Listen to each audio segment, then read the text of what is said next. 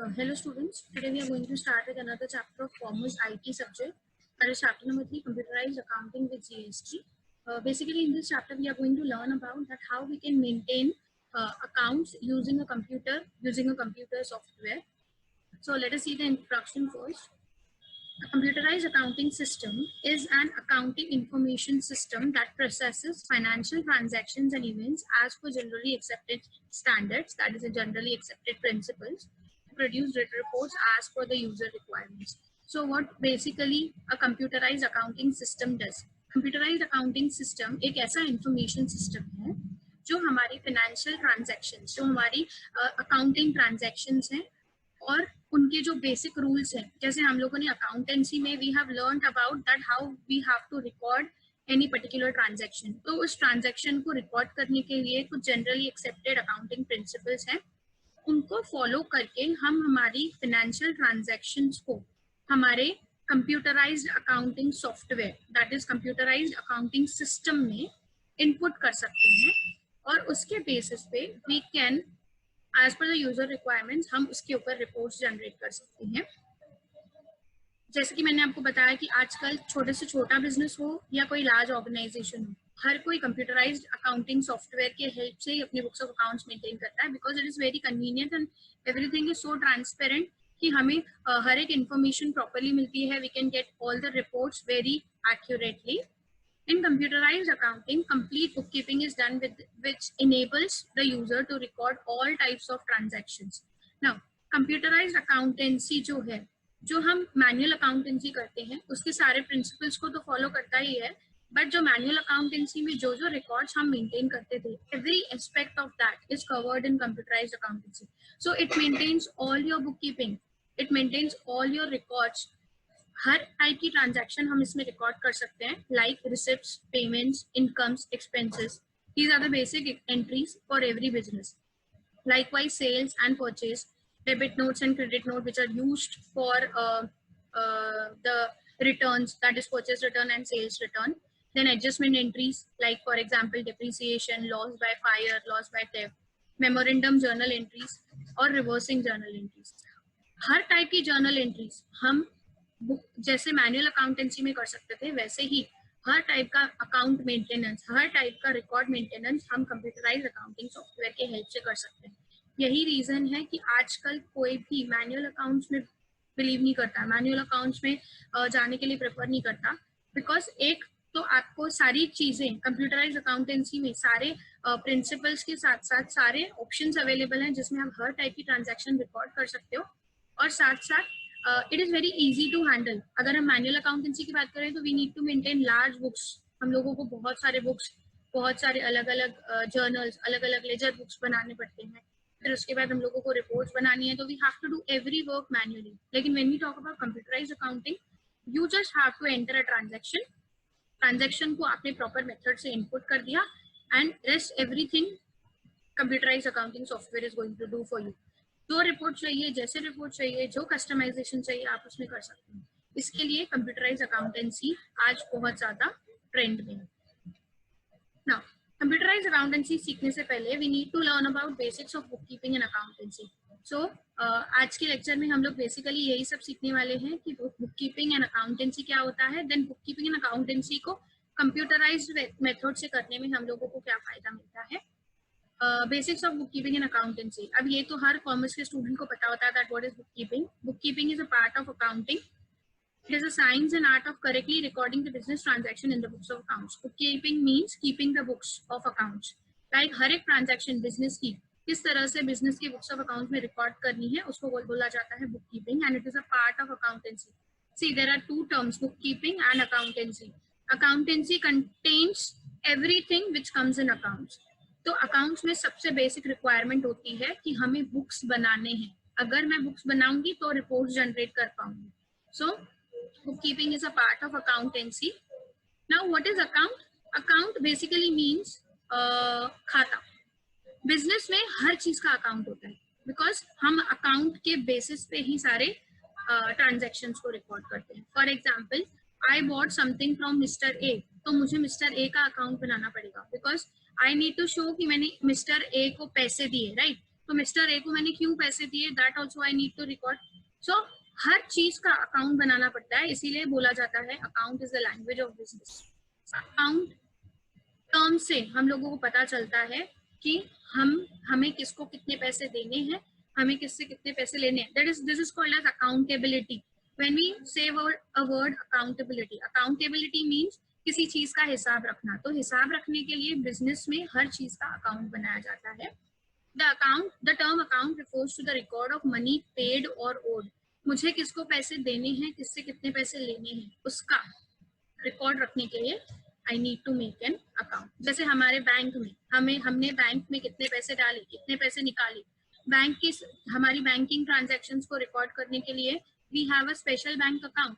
ऐसे होता है कि हम जब बैंक में पैसे डाल देते हैं तो बैंक उसका रिकॉर्ड मेंटेन करती है कि ये पर्सन ने इतने पैसे डाले, नहीं ये पर्सन ने अपने अकाउंट में इतने पैसे डाले, तो वो हमारी जो भी ट्रांजैक्शंस होती है वो हमारे अकाउंट में रिफ्लेक्ट होती है.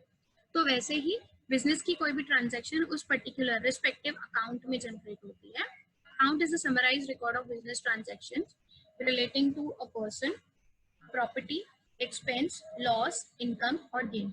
Account is the summarized record of business transaction. Yes, it will give you the summarized information about any person, about any asset, about any expense, income, loss, gain, etc.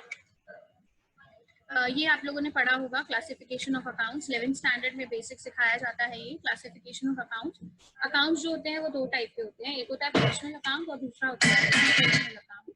Impersonal account is further classified into real account and nominal account. Now, real ये तीन categories हैं जिसके basis पे हम लोगों ने सीखा है कि किस तरह से अकाउंटेंसी के रूल्स होते हैं और उन रूल्स को अप्लाई करके हम किस तरह से हमारी बुक कीपिंग कर सकते हैं. So let us see those rules and let us see कि ये तीनों अकाउंट्स होते क्या हैं. सबसे पहले आता है personal account. Personal account is the account which contains name of a person. Now, personal account belongs to a person. So, किसी भी ट्रांजैक्शन में अगर किसी पर्सन का नाम आता है तो that means that person is a normal human being or a person can be artificial person. इसीलिए कहा गया है a person can be a natural person or it can be an artificial person. But किसी भी transaction में अगर किसी person का नाम है तो हम उसको कैटेगराइज करेंगे पर्सनल अकाउंट में. Personal accounts like school account, debtors account, creditors account, individual account, firm account, bank or any other company's account. See, when we talk about natural person, तो we are the natural person. लेकिन ऐसे organizations जिनकी अपनी एक identity है, which are created by law, उनको बोला जाता है artificial person. तो artificial person हो या natural person हो, if it has an identity, if it has a personal name registration, if any company is registered, that is it is created by law, that means it comes under personal account. The next आता है real account. Real account is the account of properties and assets. Now real account belongs to all the assets and properties of the business. अब कोई भी physical thing हो जो हमारे पास long term या short term के लिए रहने वाली हो उसको हम asset बोलते हैं. Like जो चीज हमारी हो, for example cash, land and building, furniture, bank, goodwill, etc. Next आता है nominal account. Nominal account is the account of incomes and expenses, profits and losses. It is an account of any invisible thing, salary, wages, discount allowed, discount received. You all know कि ये सब incomes और expenses होते हैं. तो उनके लिए we have a category of nominal account. Next is हम अब जैसे हमने कहा कि there are basically 3 classifications जिसके बेसिस पे पूरी अकाउंटेंसी और उसके प्रिंसिपल्स बने हुए हैं. So let us see the rules for accounting which are called as golden rules of accounting. सबसे पहले personal account which belongs to a person. Person natural भी हो सकता है, आर्टिफिशियल भी हो सकता है. जब भी हम किसी पर्सनल ट्रांजैक्शन की बात करेंगे, लाइक जिस ट्रांजैक्शन में दो पर्सन इन्वॉल्व हो, तो उसमें एक पर्सन जो होगा वो गिवर होगा और दूसरा जो रिसीवर होगा. सो The same is the rule. Debit the receiver, credit the giver. ये रूल से कॉमर्स के स्टूडेंट्स बहुत ज़्यादा फेमिलियर होते हैं. They know कि ये रूल को किस तरह से अप्लाई करना है. We are just taking a quick revision. So, personal account का रूल बोलता है debit the receiver, credit the giver. If the person is receiver, उसका नाम डेबिट में आना चाहिए. If the person is giver, then उसका नाम क्रेडिट में आना चाहिए. For example, cash paid to Mr. Johnny. Here, Mr. Johnny is a person. Cash paid मतलब we are giving cash to him, so we are the giver and he is the receiver, तो Johnny का नाम आएगा debit में। To cash account, journal entry बनेगी mister Johnny's account debit because debit the receiver. To cash account because cash हमारे end से गया। कुछ purchase from mister Lakhan, now here mister Lakhan से हमने कुछ खरीदा है, so he is the giver, तो इसका नाम कहाँ जाएगा, क्रेडिट साइड में जाएगा because the rule says credit the giver. Loan borrowed from mister Dheeraj, loan borrowed from mister Dheeraj मतलब धीरज से हमने लोन लिया, तो हमने लोन लिया, we are the receiver, he is the giver, again इसका नाम क्रेडिट में आएगा। Then loan return to mister Dheeraj, now हमने मिस्टर धीरज को लोन रिटर्न किया मतलब mister Dheeraj is the receiver, so उसका नाम डेबिट में जाएगा। Whenever we talk about a person, we have to think about this rule and हमें देखना है कि वो पर्सन गिवर है कि रिसीवर है, अकॉर्डिंगली हमें उस रूल को अप्लाई करना होता है। नेक्स्ट आता है real account. Real account belongs to assets and properties like furniture, cash, machinery, all these are my assets. So जब हम एसेट्स की बात करेंगे, जब हम नॉन लिविंग थिंग्स की बात करेंगे, तो मैंने जब एसेट खरीदा तो वो मेरे पास आएगा, जब मैंने एसेट बेचा तो वो मेरे पास एंड से जाएगा। So as the rule is debit what comes in, credit what goes out. जो आएगा उसको डेबिट करेंगे, जो जाएगा उसको क्रेडिट करेंगे। For example purchase furniture, furniture आया उसके अगेंस्ट में 50,000 गया, तो फर्नीचर आया डेबिट, कैश गया क्रेडिट, कैश भी एसेट है फर्नीचर भी एसेट है, डेबिट में जो आया क्रेडिट में जो गया। मशीनरी सोल्ड फॉर ₹2,000 मतलब यहाँ पर मेरे पास पैसे आए तो डेबिट में आएगा कैश, मशीनरी गई तो क्रेडिट में जाएगी machinery. Motor car sold for ₹5,000 to Mister Maruti, Mister Maruti को मोटर कार मैंने सेल किया, तो Mister Maruti is the receiver and motor car is the asset. तो मारुति के ऊपर पर्सनल अकाउंट का रूल लगेगा एंड मोटर कार के ऊपर एसेट का रूल लगेगा। नाउ मेरा मोटर कार जा रहा है तो मोटर कार जाएगा क्रेडिट में एंड मारुति उसका रिसीवर है, तो हमने वहां पे रूल पढ़ा डेबिट द रिसीवर, तो मारुति का नाम आएगा डेबिट में। Then deposited cash into bank ₹50,000, cash गया, cash goes out, credit what goes out का रूल लगाएंगे, कैश जाएगा क्रेडिट में and bank is an artificial person, so bank जो है वो मेरा एक आर्टिफिशियल पर्सन है, तो ये जाएगा डेबिट द रिसीवर में बिकॉज मेरा बैंक मेरे कैश का रिसीवर। नेक्स्ट आता है नॉमिनल अकाउंट। नॉमिनल अकाउंट बोलता है कि मैं इसके अंदर आते हैं सारे एक्सपेंसेस, सारे इनकम्स एंड सारे gains. For example, salary, wages, discount, allowed, commission received, etc. So the rule says debit all expenses and losses and credit all incomes and gains. Incomes and expenses को credit, incomes and gains को credit करना है, expenses and losses को debit करना है। For example, salary paid. Now here salary is my expense, तो वो debit में जाएगा। Rent received, rent is my income, credit में जाएगा। Goods destroyed by fire, lost by fire, expense है, loss है, debit में जाएगा। इन्वेस्टमेंट ऑफ ₹2,000 सोल्ड फॉर ₹3,000, तो वो जो 1,000 है वो मेरा गेन है, that will go on the credit side. So इस तरह से हमें सोचना है और रूल्स अप्लाई करना है। नेक्स्ट आता है, ये सारे रूल्स को अप्लाई करके हम मैनुअल अकाउंटेंसी तो बना सकते थे, अकाउंटेंसी मेंटेन कर सकते थे, लेकिन अब हम इसी को मॉडर्न अकाउंटेंसी, इन्हीं रूल्स को अप्लाई करके मॉडर्न अकाउंटेंसी किस तरह से करेंगे वो अब हमें इस चैप्टर में आगे सीखना है। So modern computerized accounting system क्या बोलता है? It is based on the concept of database. अब हमने कहा कि मैम मॉडर्न कंप्यूटराइज्ड अकाउंटेंसी मतलब अकाउंटेंसी के रूल्स फॉलो करेंगे। Yes, जो भी हम ट्रांजैक्शंस रिकॉर्ड करेंगे वो हम अकाउंटेंसी के रूल्स के बेसिस पे ही करेंगे, लेकिन इसका जो कंसेप्ट है वो कंसेप्ट है डेटाबेस का। लाइक इसमें हम हमारी ट्रांजैक्शंस का सारा एक डेटाबेस बना के रखेंगे, उस डेटाबेस के बेसिस पे, database simply means the collection of data. हमारी जो भी अकाउंटिंग ट्रांजैक्शंस होंगी वो एक डेटाबेस में जाके जमा हो जाएंगी। हम उस डेटाबेस के बेसिस पे हम हमारी जो भी रिपोर्ट्स वगैरह जनरेट करनी है वो हम कर सकते हैं। सो बेसिकली ये डेटाबेस पे काम करते हैं। जैसे मैनुअल अकाउंटेंसी में हम बुक्स बनाते थे, वैसे यहाँ पे हम डेटाबेस बनाएंगे जिसमें हमारी अकाउंटिंग ट्रांजैक्शंस की और उसमें इन्वॉल्व सारे अकाउंट्स की, लोगों की, फिर चाहे वो पर्सनल हो, रियल हो, नॉमिनल हो, सबका एक डेटाबेस बनाया जाएगा। In computerized accounting, the transaction data is stored in a well organized database. जो भी डेटा होगा वो एक प्रॉपर और ऑर्गेनाइज्ड डेटाबेस में स्टोर किया जाएगा। अब यूजर क्या करेगा, उस डेटाबेस पे ऑपरेट करेगा। फॉर एग्जांपल आपको सारी ट्रांजैक्शंस का, सारी बिजनेस की अकाउंटिंग इंफॉर्मेशन का डेटाबेस बना के दे दिया, उस डेटा के बेसिस पे मुझे रिपोर्ट बनानी है, तो वो रिपोर्ट्स कैसे बनेंगी, कोई स्पेसिफिक अकाउंटिंग सॉफ्टवेयर की हेल्प से, that is called as the interface. That means आपके पास डेटा है, आप अकाउंटेंट हो, आपको बोला गया रिपोर्ट बनाने के लिए, तो उस डेटाबेस में से आप रिपोर्ट कैसे बनाओगे?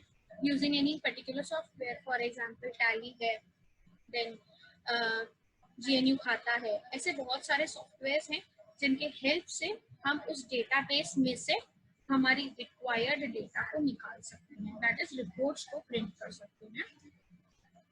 The user operates on such database using required interface and also takes the desired reports by suitable transformation of stored data into information.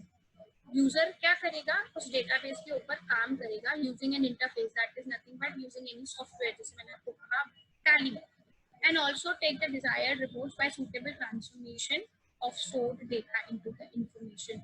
हमारे पास सारी डेटा स्टोर्ड है, सारी डेटा को एक प्रॉपर इंफॉर्मेशन में कन्वर्ट करके आपको एक डिजायर्ड रिपोर्ट बना के देगा आपका वो software. Database is implemented using a database management system. अब डेटाबेस बना दिया, लेकिन उसका इम्प्लीमेंटेशन कैसे होगा, उसको हम यूज कैसे कर पाएंगे? Using a database management system, that is nothing but a computer software, जैसे मैंने आपको कहा टैली। तो टैली हेल्प करेगा मुझे उस डेटाबेस के ऊपर काम करने के लिए। A set of computer programs, that is a software that manages and organizes the data effectively and provides access to the stored data by application program. वो एक एप्लीकेशन प्रोग्राम है, उस प्रोग्राम की हेल्प से आप उस डेटाबेस के अंदर जो भी डेटा है उसको एक्सेस कर सकते हो, उसको मैनेज कर सकते हो, उसको ऑर्गेनाइज कर सकते हो। So basically modern computerised accounting system ये बोलता है कि हम डेटाबेस के ऊपर काम करेंगे using a database management software, जो आपको उस डेटाबेस के ऊपर काम करने में हेल्प आउट करेगा। According to accounting software describes a type of application software. Now accounting software क्या होता है? एक एप्लीकेशन सॉफ्टवेयर होता है, जैसे हम लोगों ने बहुत सारी एप्लीकेशन देखी है, Microsoft Word, Excel, PowerPoint, ये सब एप्लीकेशन सॉफ्टवेयर है जो हमको हेल्प करते हैं कुछ ना कुछ स्पेसिफिक काम करने के लिए। वैसे ही अकाउंटिंग सॉफ्टवेयर क्या करेगा? It is a type of software application that records and pass processes accounting transaction with in the functional modules. ये एक ऐसा सॉफ्टवेयर है जो हमारी अकाउंटिंग ट्रांजैक्शंस को रिकॉर्ड करेगा, प्रोसेस करेगा using with in a functional module. With in a functional module मतलब कुछ स्पेसिफिक मॉड्यूल्स, स्पेसिफिक फंक्शंस उसके अंदर बने हुए हैं। जैसे for example when I say about expenses, तो एक्सपेंसेस का नेचर क्या है? वो एक स्पेशल मॉड्यूल है। एक्सपेंसेस मीन्स हमारे खर्चे, तो एक मॉड्यूल, एक फंक्शन में डाल दिए गए। वैसे ही रिसीट, इनकम्स को अलग सेग्रीगेशन किया गया। यहाँ पर इस तरह से हर एक चीज का एक proper module, that is proper उसके फंक्शन के बेसिस पे उसका एक सेपरेट सेक्शन बनाया गया है जिसको हम बोलते हैं मॉड्यूल। तो यहाँ पर हम हमारी ट्रांजैक्शंस को मॉड्यूल्स के बेसिस पे डिवाइड करेंगे, दैट इज किसको पैसे देने हैं वो अलग रहेगा, किससे पैसे लेने हैं वो अलग रहेगा, जर्नल अलग रहेगा, लेजर्स अलग रहेंगे, payrolls, trial balance, balance sheet, profit and loss, ये सब चीजों के लिए अलग अलग।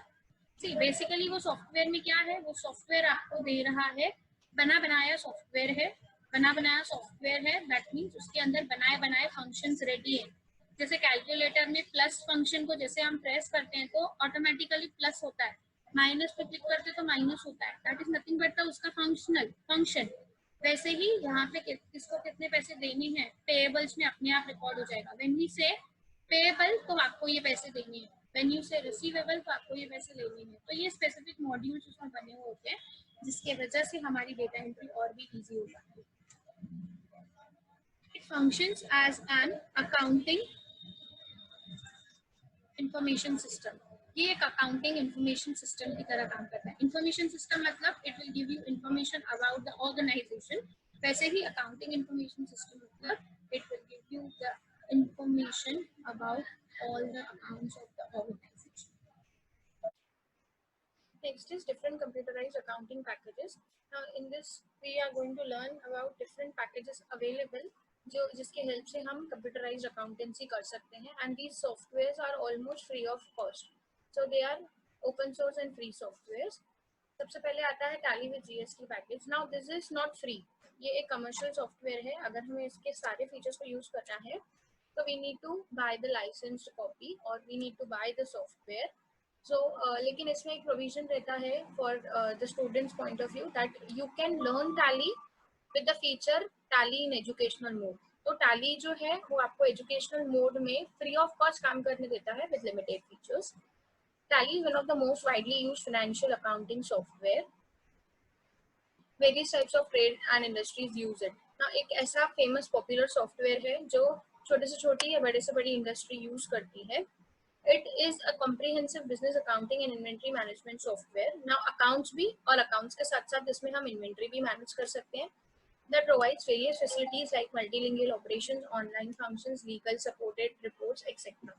Now हम इसमें reports generate कर सकते हैं। Online functions available हैं, like in case if you have any problem, they will provide you with the online help. या online अगर हम लोगों को कुछ reports generate करनी है, हम लोग जो reports generate करते हैं, they are legally authorized, like they are valid when they are considered for taxation purpose and all। तो वो टैली की जो रिपोर्ट्स हैं, earlier it was not like that। earlier जो computerized accountancy थी उसको इतना consideration नहीं था, तो online accounts जो reports generate होती थी वो consider नहीं की जाती थी, लेकिन now they are widely accepted। In 2009 Tally Solution introduced a software Tally ERP9। now Tally is a old software, लेकिन जैसे जैसे time to time revolutions आते गए वैसे वैसे सॉफ्टवेयर भी चेंज होता गया, अपडेट होता गया। So in 2009, they introduced Tally ERP9. The software offers comprehensive business management solution. Now this Tally ERP9, ERP stands for Enterprise Resource Planning। एक एंटरप्राइज की हर एक प्लानिंग से लेके हर एक बिजनेस मैनेजमेंट की चीज हम इस सॉफ्टवेयर में कर सकते हैं। It maintains all the books of accounts, different types of vouchers like now books of accounts maintain करने के लिए आप कॉमर्स स्टूडेंट है तो आपको पता होगा कि हर एक चीज का वाउचर बनाया जाता है। लाइक अगर हमें पैसे मिले तो उसका एक्नॉलेजमेंट बनता है, अगर मैंने पैसे पे किए तो उसके लिए भी मुझे वाउचर बनाना पड़ता है। सेल्स किया, परचेस किया, everything has a valid proof. That valid proof is nothing but the voucher and can be used which is used for recording the transactions. तो हर एक चीज का वाउचर बनाया जाता है। It follows the principles of double entry system of bookkeeping। तभी तो ये वाइडली यूज किया गया है बिकॉज ये जो हमारे जनरल अकाउंटिंग प्रिंसिपल्स हैं उसको यूज करके बनाया गया है। In 2017, it was upgraded to comply with the Indian Goods and Services Tax requirements। In 2017 हमारा GST implement हुआ था, सारी टैक्सेस को निकाल के GST implement हुआ, तो टैली ने भी सारी टैक्सेस अपने सॉफ्टवेयर में से निकाल के GST को उस सॉफ्टवेयर में इंक्लूड कर दिया एंड अपडेट कर दिया। नेक्स्ट आता है GNU खाता। Now what is GNU खाता? Again a free and open source software which is working on the Ubuntu platform also। GNU खाता is one of the tools developed by KKS Foundation। अब जैसे tally जो है वो tally solutions ने create किया, वैसे KKS फाउंडेशन ने GNU खाता बनाया। It is a free open source flexible software for accounting and inventory management. In this also हम अकाउंटिंग के साथ साथ इन्वेंट्री मैनेजमेंट कर सकते हैं। It provides solutions for basics of bookkeeping। It is based on double entry system of accounting। See, ये जो सारे सॉफ्टवेयर हैं ये सब हम यूज करते हैं बिकॉज हमारे जनरली एक्सेप्टेड अकाउंटिंग प्रिंसिपल्स को फॉलो करके बनाया गया है। सो हमारा जनरल बेसिक प्रिंसिपल यही है कि that we follow double entry system of accounting. तो ये सॉफ्टवेयर उसको सपोर्ट करता है। It allows you to comprehensive financial reports like ledgers, trial balance, profit and loss, balance sheet etcetera. सारी फाइनेंशियल रिपोर्ट्स ही आपको बना के देगा। लेजर्स की समरी बोलो, ट्रायल बैलेंस बोलो, फाइनल अकाउंट बोलो, everything. Then from cash flow statement to profit and loss and balance sheet, GNU खाता can do it all। Now जैसे हमने स्टेटमेंट सीखी है trial balance, profit and loss and balance sheet, वैसे ही आगे चल के आप लोग स्टेटमेंट सीखने वाले हो, cash flow, fund flow statements. तो वो सब भी प्रोविजन आपकी GNU खाता में अवेलेबल है। This software helps you to keep the track of inventory also. हमने ऊपर भी देखा कि यहाँ पे आप अकाउंटिंग के साथ साथ इन्वेंट्री मैनेजमेंट भी कर सकते हो। GNU खाता gives password security and data audit facility. It gives you the security also, जिसके हेल्प से हम हमारी डेटा को प्रॉपरली सिक्योर करके रख सकते हैं।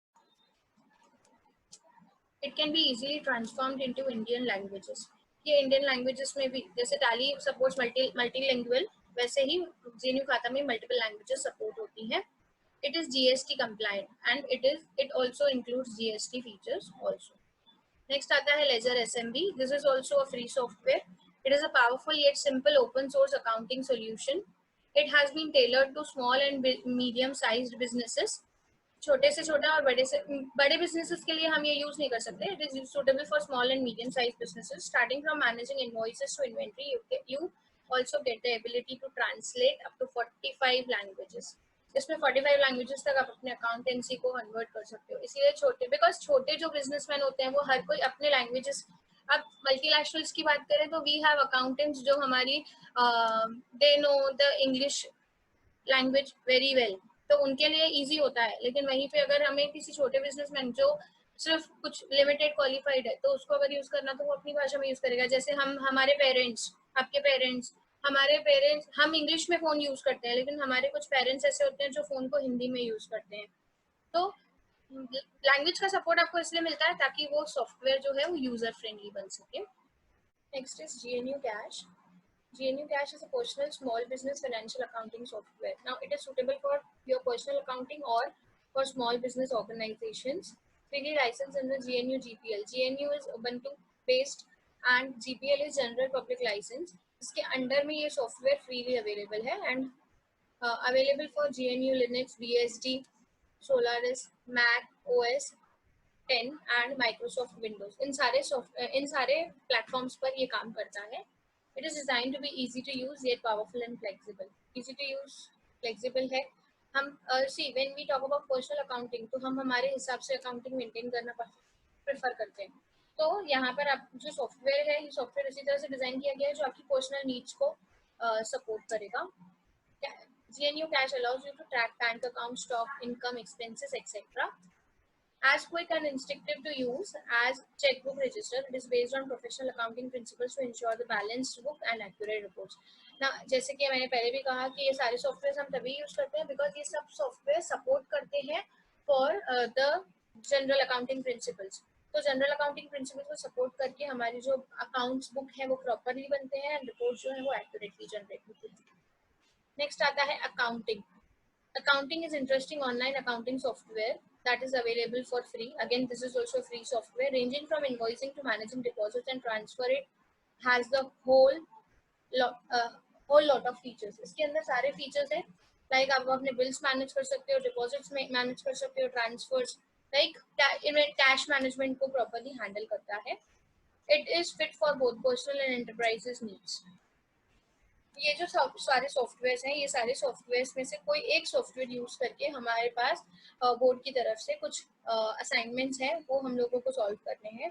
So for that we will be using Tally, जो हम लोगों ने फर्स्ट पढ़ा, because that is very easy and user friendly software.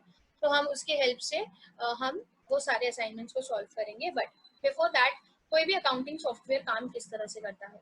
Accounting software को काम करने के लिए सबसे पहले हमें डेटा को इनपुट देना पड़ता है. Now when we talk about computer, तो कंप्यूटर को सबसे पहले चाहिए इस इनपुट. जब आप इनपुट दोगे तो वो डेटा को प्रोसेस करेगा, तब वो आपको रिजल्ट बना कर देगा. सो अकाउंटिंग सॉफ्टवेयर में भी हमें डेटा को इनपुट करना है. अब कौन से टाइप की डेटा हम इनपुट करेंगे? हम लेजर्स में डेटा इनपुट करेंगे. लेजर्स को ग्रुप में क्लासिफाई करेंगे. नाउ लेजर्स क्या होते हैं, आई होप यू नो. लेकिन ग्रुप्स क्या होते हैं? Groups are nothing but the accounting heads. Ledger को ग्रुप्स क्लासिफाई करता है. देन वाउचर्स बना सकते हैं हम, जैसे हमने देखा रिसिप्ट्स, पेमेंट्स, सारे वाउचर्स बना सकते हैं. स्टॉक से रिलेटेड अगर हम लोग कोई डिटेल्स मेंटेन करते हैं हम, तो स्टॉक आइटम्स क्रिएट करते हैं. देन यूनिट्स ऑफ मेजर, ये सब चीजें हम लोग धीरे धीरे सीखेंगे बेसिकली जब हम सॉफ्टवेयर को चलाना सीखेंगे. तो ये सब चीजें हम उसमें इनपुट करते हैं. अब इनपुट जो है, ये रॉ डेटा आपने इनपुट किया, अकाउंटिंग सॉफ्टवेयर उसको प्रोसेस करेगा. प्रोसेस करने के बाद उसमें से वाउचर्स बनाएगा, अकाउंटिंग वाउचर्स बनाएगा, इन्वेंट्री वाउचर्स बनाएगा और बिल्स दैट इज इनवॉइसेस बनाएगा. उसके बेसिस पे वो आपको फाइनल आउटपुट में रिपोर्ट्स देगा. Reports can be profit and loss, balance sheet, day book, trial balance, GST summary etcetera. जैसे कि हमने देखा कि हमारे सारे सॉफ्टवेयर जो है वो जीएसटी कंप्लायंट है, तो हमें जीएसटी की रिपोर्ट्स भी वहां से इजीली जनरेट कर सकते हैं. So that's all for today's lecture. In the next lecture, we will learn that how to operate any accounting software. जैसे मैंने आपको बताया that we will be working in Tally software. तो हम देखेंगे कि Tally software में किस तरह से हम हमारी accounting entries कर सकते हैं. Till that time, keep reading and keep revising. Have a great day.